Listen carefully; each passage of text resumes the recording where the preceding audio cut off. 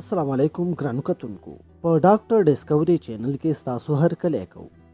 د تاریخ په سلسلوار لړۍ کې نن د کونړ د حکمرانانو او د یوسفزیو پر اړه خبرې کوو.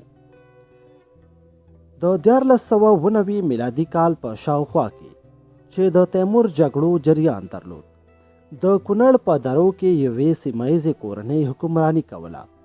چې دغه کورنۍ خپل حکمران سلطان باله، چې په کلیوالي افسانو کې دوی د ذوالقرنین زوزات ګڼل کېده چې د کونړ د ریپیټ سیمه خپل مرکز ګرځولی و. د دغه کورنۍ له نومیالو څخه یو سلطان پکل او بل سلطان بهرام و، چې سلطان پکل له لغمان، کونړ، باجوړ، سوات او کشمیر پورې حکومت کوو، چې په وروستیو کې د کورنۍ جګړې په سبب سلطان بهرام لغمان ننګرهار ونیو او سپینغر یې خپل مرکز وګرځاوه، چې د وخت په تیریدو سره تر کشمیر پورې سیمه د واکمنۍ لاندې راوسته. مګر د کابل، ننګرهار او پیښور په غریزه سیمه کې د کندهار د ارغستان د رود د غاړې مهاجر پښتانه میشتو، چې د دوی حکمرانان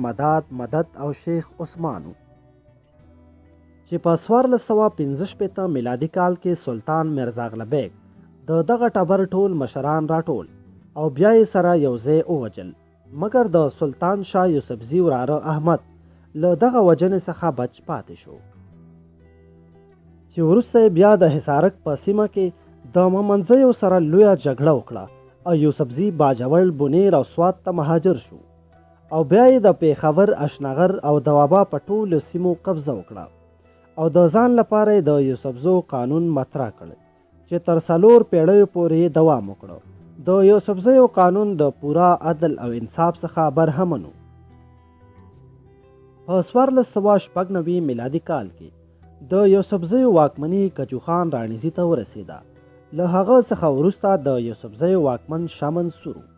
چې نن د کوزي پښتونخوا د صوابۍ سیمې د کجوخان او شاه منصور سیمې د همدغه حکمرانانو په نوم نومول شوي دي. د یوسفزیو واکمني د 15مې پیړۍ تر نیمایي پورې جریان درلود. د افغانستان د تاریخ په اساس په 1465 میلادي کال کې د پیښور نوم